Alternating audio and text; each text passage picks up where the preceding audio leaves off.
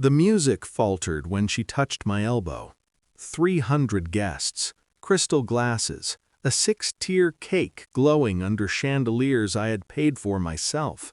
My granddaughter's birthday banner stretched across the hall like a promise, and a staff member, young, rehearsed, obedient, leaned in and said, "I'm sorry, ma'am, that table is full and reserved for your daughter's family."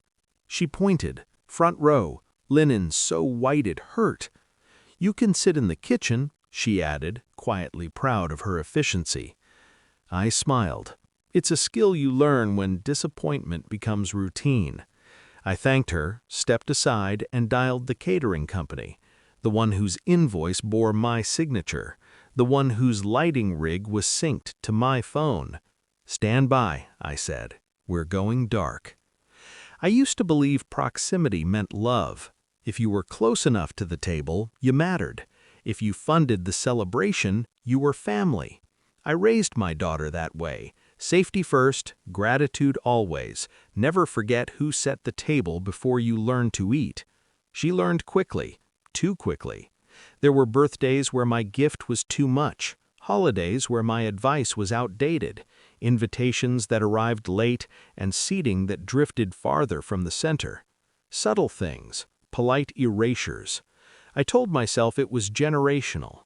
I told myself I was proud she didn't need me. Then came the kitchen comment, not from my daughter, from her proxy.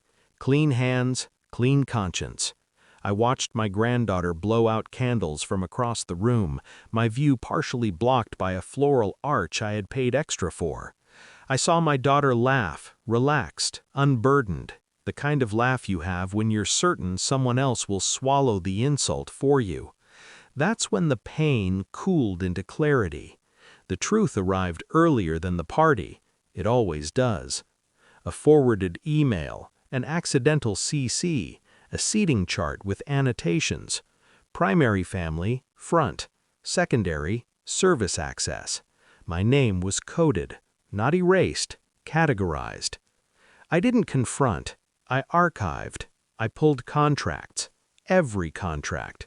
The venue clause that named me as the financial guarantor, the lighting writer, the catering agreement with a failsafe provision I'd insisted on years ago, back when my instincts still had a voice. I checked the insurance rider that required my authorization for material changes to guest experience. I authorized something else instead. I scheduled a rehearsal for humiliation and practiced silence. Planning is a private joy. No witnesses, no applause, just alignment. I installed myself at the kitchen pass as instructed. Stainless steel reflected my face, calm, composed, older than their expectations, and sharper than their patience. I watched plates glide toward the room where I wasn't welcome. I watched staff follow orders written by someone who mistook money for ownership. I sent 3 messages. Lighting, blackout protocol 30 seconds, then house lights at 40%. Catering, pause service. AV, open mic, channel 3. The cake knife hovered. Applause swelled. My granddaughter looked up, searching for me the way children do when they want to make sure the right person saw the moment. The lights went out. Silence has weight. It pressed into the room, 300 breaths held at once. Then the house lights returned, low, intimate, exposing faces before they could arrange them. I stepped through the service door and into the aisle. The mic was warm. I didn't clear my throat. "I'm sorry for the interruption," I said. "This will be brief." My daughter turned, confusion first, then recognition, then fear dressed as irritation. "I funded tonight," I continued. "Every plate, every candle, every light you just lost and regained. I was told my seat was in the kitchen because the family table was full." A murmur, a ripple. Someone laughed, unsure. "I raised a woman who believes respect is inherited," I said, looking at my daughter now. "It isn't. It's practiced." She stood. "Mom, this isn't—" I lifted a hand. Not for silence, for permission. "I'm not asking for a chair," I said. "I'm correcting a misunderstanding." I nodded to the staff member who had redirected me earlier. She froze, eyes wide, realizing whose name was on the checks.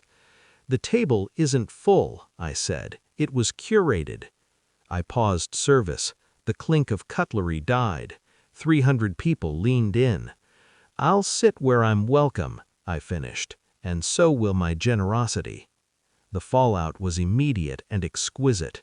The venue manager approached, pale, whispering apologies. The caterers waited for my cue. The lighting softened as if the room itself wanted forgiveness. My daughter's husband stared at the floor, calculating damage. My daughter stared at me, seeing, not for the first time, that silence had never meant weakness. I walked to a small table near the stage, not front, not back, balanced. "Resume," I said. The cake was cut. The song restarted. My granddaughter found me with her eyes and smiled relieved. I smiled back.